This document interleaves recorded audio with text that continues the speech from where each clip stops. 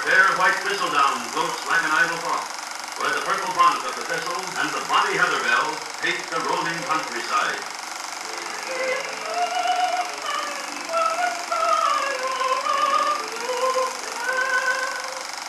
A land that has bred into her people much of its sturdiness and beauty. A land over whose moors and slopes great pages of history and courage have been written. Hallowed ground, these peaceful distils, ground over which clansmen followed the gallant Wallace and Bruce. Land of a perfumed quietude and sweet content. Scotia, of which one of her poets wrote, land of brown heath and shaggy wood, land of the mountain and the flood. What mortal hand can e'er untie the filial band that knits me to thy rugged strand? The famous black-faced breed of sheep freely graze in highland glens, and their long cream-colored wool decorates the grasping bushes. No lakes in the world are better known, more widely sung, than Scotland's Loch Lomond, Loch Katrine, and countless others. No lakes anywhere are more fair, many with bordering fringes of mountain peaks or bends.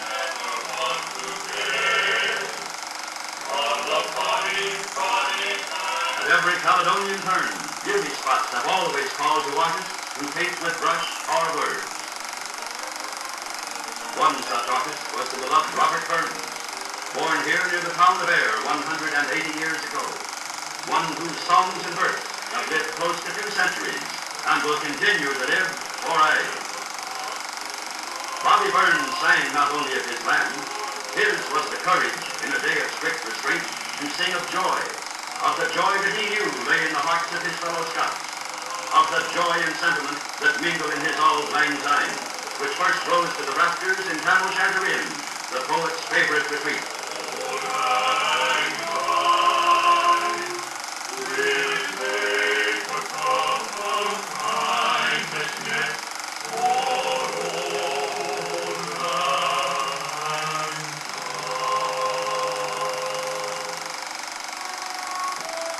Another Scottish minstrel wrote here at Abbotsford, Sir Walter Scott.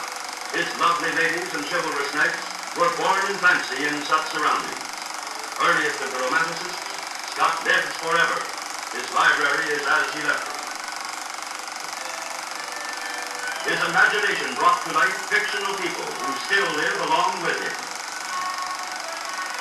At this very desk, he gave immortality to Scotland. And it was in Ryeborough Abbey near Abbotsford that Sir Walter Scott reached his final resting place. Now a pile of crumbling stones, 7 centuries old, showing the marks of wars and time. Yet, ruined splendors of a yesteryear still return to clothe bare walls in a glorious aura of reborn grandeur.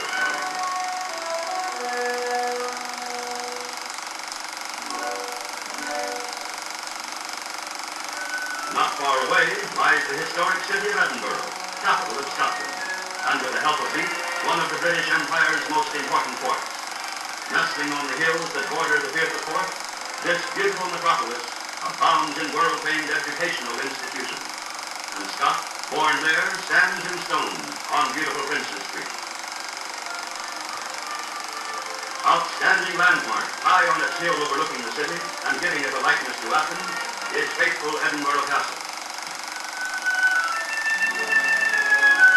A castle door that made history 400 years ago when it swung to admit the tragic Mary, Queen of Scots.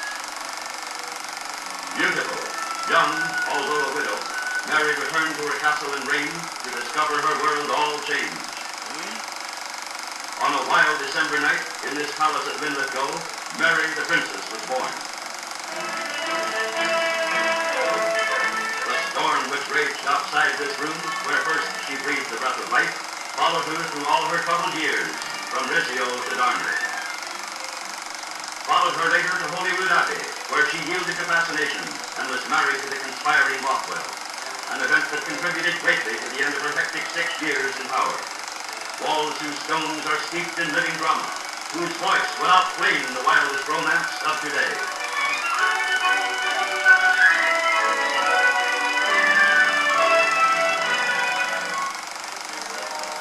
Between Holyrood and Edinburgh stretches an historic mile, known as the Royal Mile. Royal because over its cobbles and between its buildings strode Scottish kings and queens, and all their courtly retinue. Along this regal route still stands the medieval house where John Knox lived, whence he watched the favoured passers-by, whence he worked to change Scotland into a Protestant country. Scots of old or Scots of our day, all lay claim to our interest and respect. Here is Dunfermline, the home city of a later Scotsman, Andrew Carnegie, who left his land for the seeking of a fortune in America. Here the man whose philanthropies bless a world was born.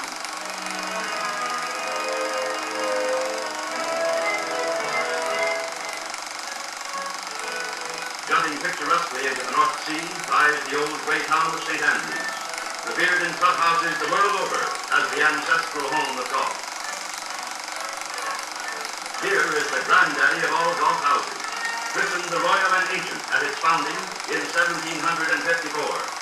Here a king and a tradesman teamed up against two noblemen for the world's first championship match. While the banner of the Royal and Ancient game flew proudly in the northern breeze. In the earliest days, balls were made of leather and stuffed with feathers. Balls were colored then, because the course originally was covered with white daisies. St. Andrews perpetuates the memories of its champions in what probably is one of the strangest of cemeteries. The inscription on one reads, "In memory of Tommy Morris, age 24. 3 times in succession he won the champion's belt." Indeed, a record to inspire his followers of today. Other stones, too, perpetuate the memory of lesser champions who lie in the shadow of the venerable stone clubhouse. St. Andrews, symbol of a sport which has become an international ambassador for goodwill among all nations.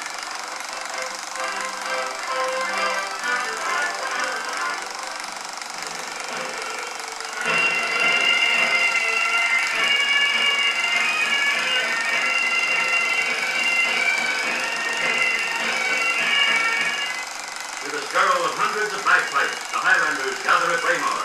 Rousing tunes call the clans from the hills, not for battle as of old, but for festivity, games, and contests.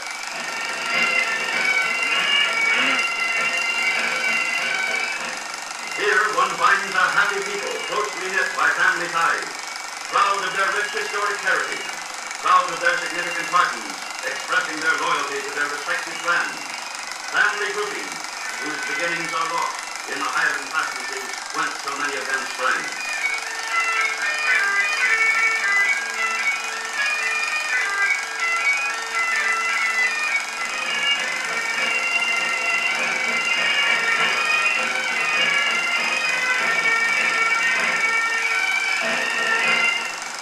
The tartans swing, the music mounts, from the lips of youth and veteran, brother Scots from Maidenford to Johnny Groats, Scots the world around, brave, honored, and gay.